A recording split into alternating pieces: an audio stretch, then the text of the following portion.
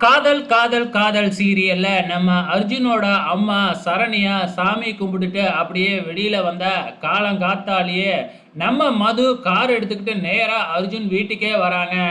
மது வர்றத பார்த்துட்டு சரண்யா பயங்கரமா சந்தோஷப்படுறாங்க. அர்ஜுனை ஏத்துக்கிட்டு தான் நம்ம வீட்டுக்கு வரா அப்படின்னு சொல்லி ரொம்ப சந்தோஷப்படுறாங்க.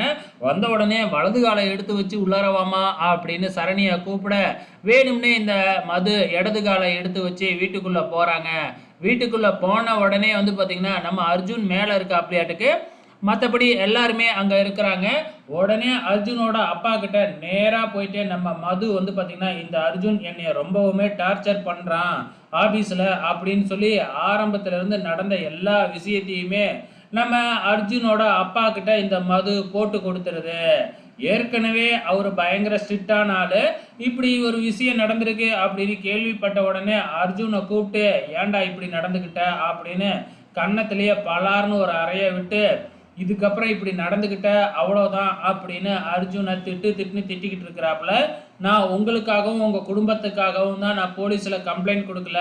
இதுக்கப்புறம் ஆபீஸ்ல அர்ஜுன் என்கிட்ட இப்படி நடந்துக்கிட்டா அப்படின்னா, இதுக்கப்புறம் அர்ஜுனை நான் போலீஸ்ல தான் புடிச்சு கொடுப்பேன்" அப்படின்னு நம்ம மது எச்சரிச்சுட்டு அங்கிருந்து போறாங்க. இப்ப அர்ஜுனோட அம்மா அர்ஜுன் கிட்ட போய் அட்வைஸ் பண்றாங்க.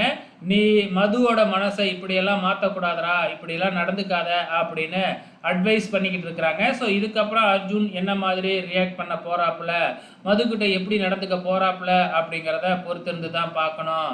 இந்த பக்கம் வந்து பார்த்தீங்கன்னா, நம்ம கஸ்தூரிக்கு நலுங்கு ஃபங்ஷன் நலுங்கு வைக்கிறதுக்காக ஏற்பாடுலாம் பண்ணிக்கிட்டு இருக்கிறாங்க. கஸ்தூரிக்கு ட்ரெஸ் எல்லாம் மாத்தி விட்டுட்டு, நேரா உட்கார வச்சு தண்ணி எல்லாம் ஊத்தி விட்டு, மாலை சந்தனம்லாம் போடுவாங்க இல்லையா? நலுங்கு வச்சா. ஸோ அந்த ஃபங்ஷன் நடந்துகிட்டு இருக்கு.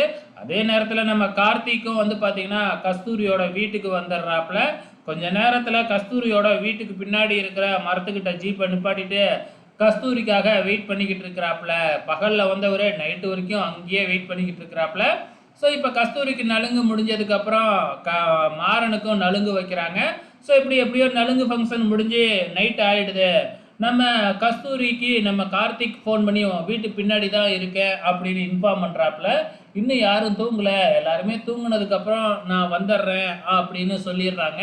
ஸோ தூங்குனதுக்கு அப்புறம் வந்து பார்த்தீங்கன்னா, நம்ம கஸ்தூரி நம்ம கார்த்திக்கு ஃபோன் பண்ணி, "எல்லாருமே தூங்கிட்டாங்க. நான் பின்னாடி செவுர தாண்டி குதிச்சு வந்துடுறேன்" அப்படின்னு சொல்லிட்டு கிளம்பும்போதே கரெக்டா மாறன் வந்து நிக்கிறாப்புல.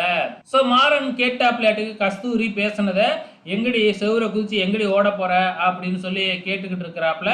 இதோட இனி எபிசோடு முடிஞ்சிடுச்சு. ஸோ அடுத்த வாரம் என்ன நடக்க போகுதுன்னு தெரியாம பயங்கர சஸ்பென்ஸா முடிச்சிருக்கிறாங்க. பொறுத்திருந்து பார்க்கலாம்.